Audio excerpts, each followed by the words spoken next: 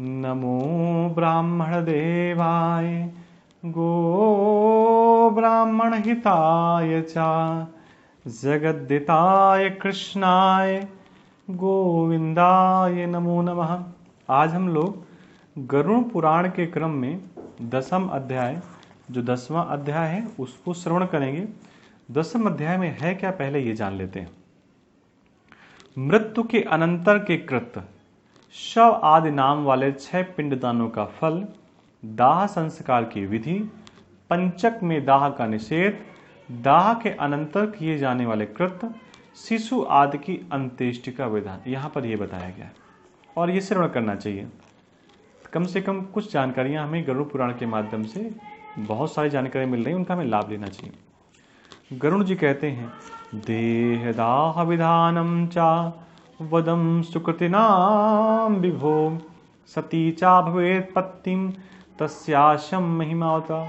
अब आप पुण्यात्मा पुरुषों के शरीर से दाह संस्कार का विधान बतलाइए और यदि पत्नी सती हो तो उसकी महिमा का वर्णन भी करिए। ये भगवान से गरुड़ जी कह रहे हैं। तो भगवान कह रहे हैं कि जिन और दैविक कृत्यों को करने से पुत्र और पौत्र पितृण से मुक्त जाता है उसे बताता हूं, सुनो। बहुत से दान देने से क्या लाभ? माता पिता की अंत्येष्टि क्रिया भली बात करें, उससे पुत्र को अग्निष्टोम याग के समान फल प्राप्त होता है। माता पिता की मृत्यु होने पर पुत्र को शोक का परित्याग करके सभी पापों से मुक्ति प्राप्त करने के लिए समस्त बांधों के साथ मुंडन कराना चाहिए। माता पिता के न रहने पर जिसने मुंडन नहीं कराया वो संसार सागर को तारने वाला पुत्र कैसे समझा जाएगा? अतः नख और कान को छोड़कर मुंडन कराना आवश्यक है। इसके बाद समस्त बांधों के सहित स्नान करके धौत वस्त्र धारण करें। जब तुरंत जल ले जाकर के उस जल से शव को स्नान करावें। चंदन अथवा गंगा जी की मिट्टी के लेपन से तथा मालाओं से उसे विभूषित करें। उसके बाद नवीन वस्त्र से ढककर अपशब्द होकर नाम गोत्र का उच्चारण करके संकल्प पूर्वक दक्षिणा सहित पिंडदान देना चाहिए। मृत्यु के स्थान पर शव नामक पिंड को मृत व्यक्ति के नाम गोत्र से प्रदान करें। ऐसा करने से भूमि और भूमि के अधिष्ठाता देवता प्रसन्न हो जाते हैं। इसके पश्चात द्वार देश पर पांथ नामक पिंड मृतक के नाम गोत्र आदि का उच्चारण करके प्रदान करें। ऐसा करने से भूत आदि कोटि में दुर्गत ग्रस्त प्रेत मृत प्राणी की सदगति में विघ्न बाधा नहीं आती। इसके बाद पुत्र वधु आदि सब की प्रदक्षिणा करके उसकी पूजा करें। तब अन्य बांधों के साथ पुत्र को कंधा देना चाहिए। अपने पिता को कंधे पर धारण करके जो पुत्र शमशान को जाता है वो पग पग पर अश्वमेघ का फल प्राप्त करता है। पिता अपने कंधे अथवा पीठ पर बैठाकर पुत्र का सदा लालन पालन करता है। उस ऋण से पुत्र तभी मुक्त होता है जब वो अपने मृत पिता को अपने कंधों पर ढोता है। इसके बाद आधे मार्ग में पहुंचकर भूमि का मार्जन प्रोक्षण करके शव को विश्राम कराएं। उसे स्नान कराकर भूत संज्ञक पितर को गोत्र नाम आदि के द्वारा भूत नामक पिंड प्रदान करें। इस पिंडदान से अन्य दिशाओं में स्थित पिशाच, राक्षस, यक्ष आदि उस हवन करने योग्य देह की हवनीता में अयोग्यता नहीं उत्पन्न कर सकते।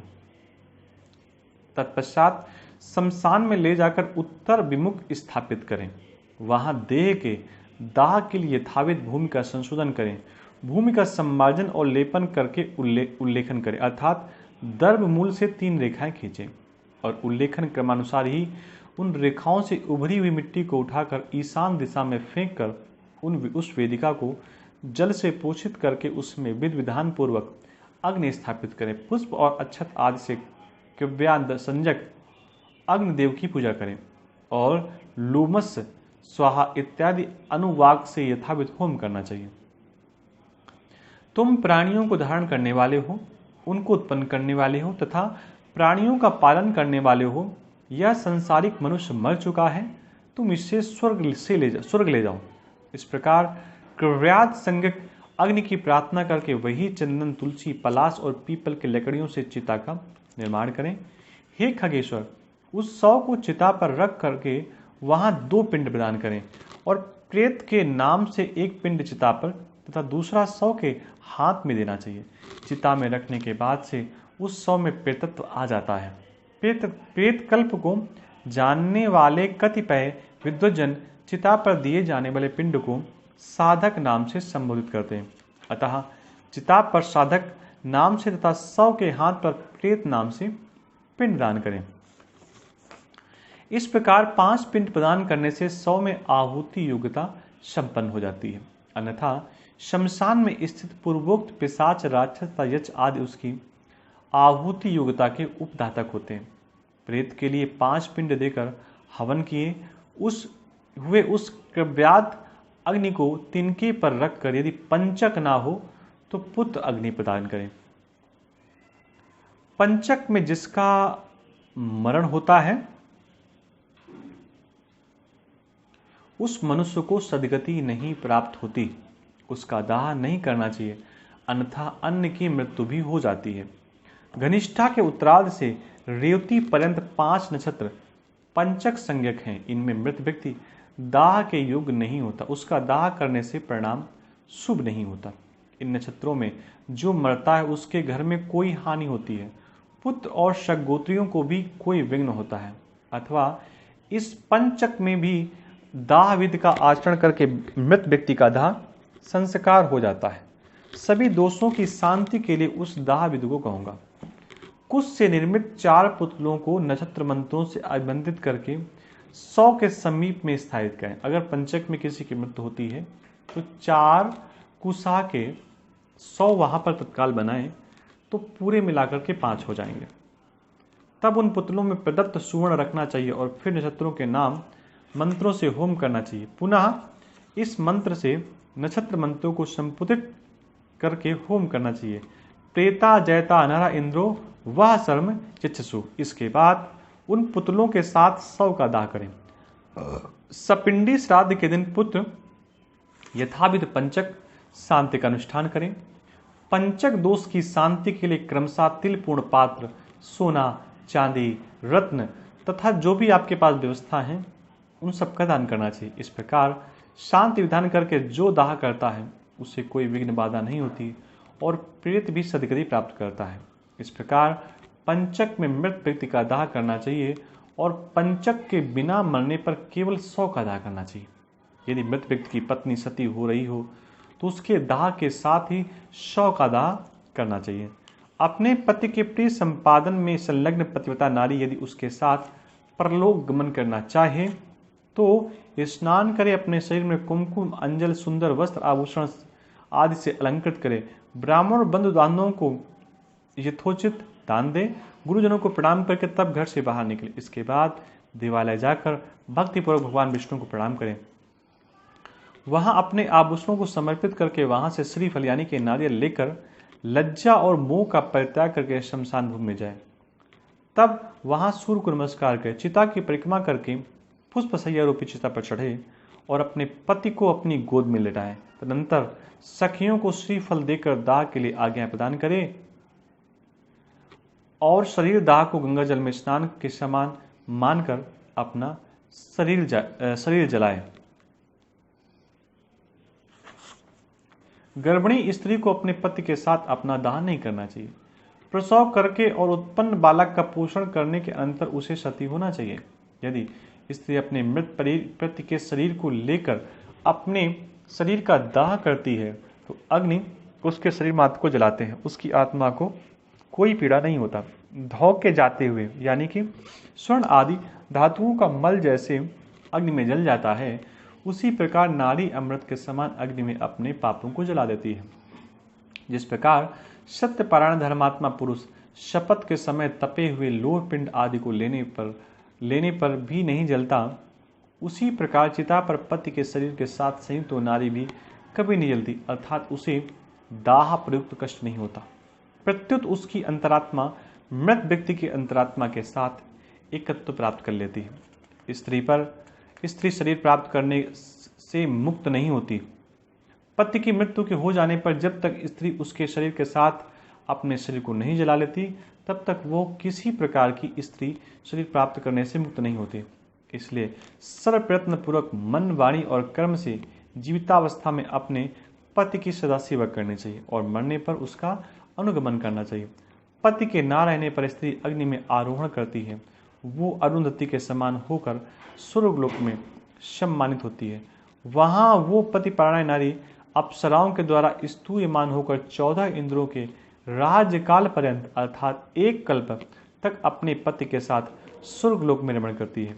जो सती अपने भर्ता का अनुगमन करती है वो अपने मातृकुल, पितृकुल, पतिकुल इन तीनों कुलों को पवित्र कर देती है।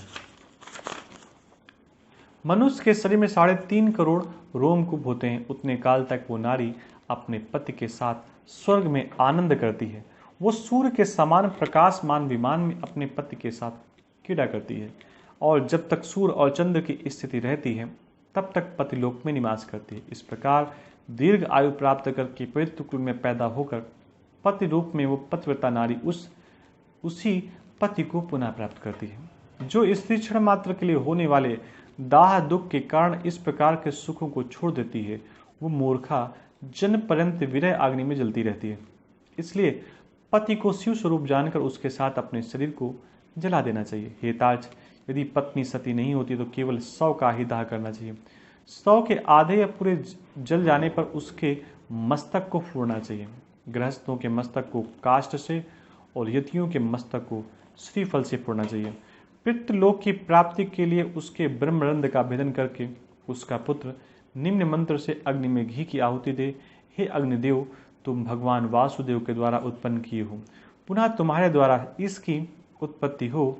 स्वर्गलोक में गमन करने के लिए इसका शरीर जलकर तुम्हारा हवि हो। एतदर्थ तुम प्रज्वलित हो। इस प्रकार मंत्र सहित तिल मिश्रित घी की आहुति देकर जोर से रोना चाहिए।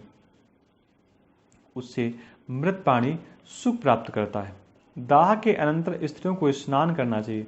तत्पश्चात पुत्रों को स्नान करना चाहिए। तत्पश्चात मृत प्राणी के गोत्र नाम का उच्चारण करके तिलांजलि देनी चाहिए। फिर नीम के पत्तों को चबाकर मृतक के गुणों का गान करना चाहिए। आगे आगे स्त्रियों को और पीछे पीछे पुरुषों को घर जाना चाहिए और घर में पुनः स्नान करके गोग्रास देना चाहिए। पत्तल में भोजन करना चाहिए और घर का अन्न नहीं खाना चाहिए। मृतक के स्थान को लीप कर वहां 12 दिन रात दिन तक दक्षिण विमुख अखंड दीपक जलाना चाहिए। हेताज, 3 दिन तक सूर्यास्त होने पर शमशान भूमि अथवा चौराहे पर मिट्टी के पात्र में दूध और जल देना चाहिए। काठ की 3 लकड़ियों को दृढ़तापूर्वक सूत से बांधकर उस पर दूध और जल से भरे हुए कच्चे मिट्टी के पात्र को रखकर मंत्र पढ़ना चाहिए। तुम शमशान की आग से जले हुए हो, बांधों से परित्यक्त हो। ये जल और ये दूध है, इससे स्नान करो और इसे पियो। जिन्होंने अग्न्याधान किया हो, जो चौथे दिन अस्थि संचय करना चाहिए और निषिद्ध वार तिथि का विचार करके निरग्नि को तीसरे अथवा दूसरे दिन अस्थि संचय करना चाहिए। शमशान भूमि में जाकर स्नान करके पवित्र हो जाएं। ऊन का सूत्र लपेटकर और पवित्र धारण करके शमशान वासियों के लिए पुत्र को यमाय त्वाम इस मंत्र से मांस यानी उड़द की बलि देनी चाहिए और 3 बार परिक्रमा करनी चाहिए। हे खगेश्वर, इसके बाद चिता स्थान को दूध से सींचकर जल से सींचे। तदंतर अस्थि संचय करें और उन अस्थियों को पलाश के पत्ते पर रखकर दूध और जल से धोएं। पुनः मिट्टी के पात्र पर रखकर यथाविध श्राद्ध करें। त्रिकोण स्थविंड बनाकर उसे गोबर से लीपें। दक्षिणाभिमुख होकर इस ठंडिल के तीनों कानों पर 3 पिंड दान करें। चिता भस्म को एकत्र करके उसके ऊपर तिपाई रखकर उस पर खुले मुख वाला जलपूर्ण घष्ट स्थापित करें। इसके बाद चावल पकाकर उसमें दही और घी तथा मिष्ठान मिलाकर जल के सहित प्रेत को यथाविध बलि प्रदान करें। हे खग, फिर उत्तर दिशा में 15 कदम जाएं और वहां गड्ढा बना करके अस्थि पात्र को स्थापित करें। उसके ऊपर दाह जनित पीड़ा नष्ट करने वाला पिंड प्रदान करें और गड्ढे से उस अस्थि पात्र को निकालकर उसे लेकर जलाशय को जाएं। वहां दूध और जल से उन अस्थियों को बार बार प्रक्षालित करके चंदन और कुमकुम से विशेष रूप से चर्चित करें। फिर उन्हें एक दोने में रखकर हृदय और मस्तक में लगाकर उनकी परिक्रमा करें तथा उन्हें नमस्कार करके गंगा जी में विसर्जित करें। जिस मृत प्राणी की अस्थि 10 दिनों के अंतर्गत गंगा विसर्जित हो जाती है उसका ब्रह्मलोक से कभी भी पुनरागमन नहीं होता। गंगा जल से मनुष्य की अस्थि जब तक रहती है उतने 1000 वर्षों तक वो स्वर्गलोक में निवास करता है। गंगा जल की लहरों को छूकर हवा जब मृत का स्पर्श करती है तो उस मृत के पातक तत्क्षण नहीं नष्ट हो जाते हैं। महाभाग भगीरथ उग्र तप से आराधना करके अपने पूर्वजों का उद्धार करने के लिए गंगा देवी को ब्रह्मलोक से ले आए थे, जिनके जलने से भस्मीभूत राजा सगर के पुत्रों को स्वर्ग में पहुंचा दिया था। उन गंगा जी का पवित्र यश तीनों लोकों में विख्यात है। जो मनुष्य अपनी पूर्वावस्था में पाप करके मर जाते हैं, उनकी अस्थियों को गंगा में छोड़ने पर वे स्वर्ग लोक चले जाते हैं। किसी महाअरण्य में सभी प्राणियों की हत्या करने वाला कोई व्याघ्र सिंह के द्वारा मारा गया। जब वो नरक में जाने लगा तभी उसकी अस्थि गंगा जल में गिर पड़ी। ये कथा है जिससे वो दिव्य विमान पर चढ़कर देवलोक को चला गया। इसलिए सतपुत्र को स्वतः ही अपने पिता की अस्थियों को गंगा जी में विसर्जित करना चाहिए। अस्थि संचयन के अंतर 10 गात्र विधि का अनुष्ठान करना चाहिए। यदि कोई व्यक्ति विदेश में या वन में या चोरों के भय से मरा हो और उसका शव प्राप्त न हो, तो जिस दिन उसके ईंधन का समाचार सुने, उस दिन कुश का पुतल बनाकर पूर्व विधि के अनुसार केवल उसी का दाह करें और उसकी भस्म को लेकर गंगा जल में विसर्जित करें। 10 गात्र आदि कर्म भी उसी दिन से आरंभ करना चाहिए। सांवत्सरिक श्राद्ध में भी उसी दिन को ग्रहण करना चाहिए। यदि गर्भ की पूर्णता हो जाने के अंतर नारी की मृत्यु हो जाती है तो उसके पेट को चीरकर बालक को निकाल लें। उसे भूमि पर अगर उसकी मृत्यु हो गई हो तो उसे भूमि में गाड़कर केवल मृत स्त्री का देह करें। गंगा के किनारे मरे हुए बालक को गंगा जी में ही प्रवाहित कर दें। अन्य स्थान पर मरे 27 महीने तक के बालक को भूमि पर गाड़ना चाहिए। इसके बाद की अवस्था वाले बालक का दाह संस्कार करें और उसकी अस्थियां गंगा जी में विसर्जित करें तथा जलपूर्ण कुंभ प्रदान करें एवं केवल बालकों को ही भोजन कराएं। गर्भ के नष्ट होने पर उसकी कोई क्रिया नहीं की जाती, पर शिशु के मरने पर उसके लिए दुग्ध दान करना चाहिए। बालक के मरने पर उसके लिए जलपूर्ण घट का दान करना चाहिए और खीर का भोजन करना चाहिए। कुमार के मरने पर कुमार बालक को भोजन करना चाहिए। उपनीत पौगंड अवस्था के बच्चे के मरने पर उसी अवस्था के बालकों के साथ ब्राह्मणों को भोजन कराना चाहिए। 5 वर्ष की अवस्था से अधिक अवस्था वाले बालक की मृत्यु होने पर वो चाहे उपनीत हो अथवा अनुपनीत, यानी कि उसका उपनयन संस्कार हुआ हो या ना हुआ हो, पायस और गुड़ के 10 पिंड क्रमशः प्रदान करने चाहिए। पौगंड अवस्था में बालक की मृत्यु होने पर वृषोत्सर्ग अथवा महादान की विधि को छोड़कर एकादशाह तथा द्वादशाह की क्रिया का संपादन करना चाहिए। पिता के जीवित रहने पर पौगंडावस्था में मृत बालक का सपिंडन श्राद्ध नहीं होता, अतः 12वें दिन उसका केवल एकोशिष्ट श्राद्ध करें। स्त्री और शूद्रों के लिए वह ही व्रतबंध स्थानीय संस्कार कहा गया है। व्रत अर्थात उपनयन के पूर्व मरने वाले सभी वर्णों के मृतकों के लिए उनकी अवस्था के अनुकूल समान क्रिया होनी चाहिए। जिसने थोड़ा कर्म किया हो और थोड़े विषय में जिसका संबंध रहा हो, कम अवस्था हो और स्वल्प देह वाला हो, ऐसे जीव के मरने पर उसकी क्रिया भी स्वल्प ही होती है। किशोर अवस्था के और तरुण अवस्था के मनुष्य के मरने पर सय्यादान, वृषोत्सर्ग आदि, पददान, महादान और गोदान आदि क्रियाएं करनी चाहिए। सभी प्रकार के सन्यासियों की मृत्यु होने पर उसके पुत्रों द्वारा न तो उसका दाह संस्कार किया जाना चाहिए, न उसे तिलांजलि देनी चाहिए और न उसकी 10 गात्रादि क्रिया करनी चाहिए, क्योंकि दंड ग्रहण यानी कि संन्यास ग्रहण कर लेने मात्र से नर ही नारायण स्वरूप हो जाता है। त्रिदंड ग्रहण करने से यानी कि मृत्यु के अनंतर उस जीव को प्रेतत्व प्राप्त नहीं होता। ज्ञानी जन तो अपने स्वरूप का अनुभव कर लेने के कारण सदा मुक्त ही रहते हैं, इसलिए उनके उद्देश्य से दिए जाने वाले पिंड की भी उन्हें आकांक्षा नहीं होती, अतः उनके लिए पिंडदान और उदक क्रिया नहीं करनी चाहिए, किंतु पितृभक्त के कारण तीर्थ श्राद्ध और गया श्राद्ध करने चाहिए। हंस, परमहंस, कुटीचक, बहुदक इन चारों प्रकार के सन्यासियों की मृत्यु होने पर उन्हें पृथ्वी में ही गाड़ देना चाहिए। गंगा आदि नदियों के उपलब्ध न रहने पर पृथ्वी में ही गाड़ने की विधि है। यदि वहाँ कोई महानदी हो तो उसी में उन्हें जल समाधि दे देनी चाहिए। ये था 10वां अध्याय और हम मिलते हैं आपसे नए अध्याय के साथ। तब तक के लिए आप सभी को नमस्कार। अपने घर पे रहिए। पितृपक्ष श्राद्ध का महीना चल रहा है, श्राद्ध करते रहिए। पितरों की तिथि पर उन्हें श्राद्ध करिए तो उसका एक विशेष लाभ है। तिथि याद ना हो तो फिर सबका श्राद्ध अमावस्या को हो जाता है, और माताओं का श्राद्ध नवमी को होता है, इसलिए उस नवमी को मातृ नवमी कहते हैं। सभी को राम राम, सभी को नमस्कार।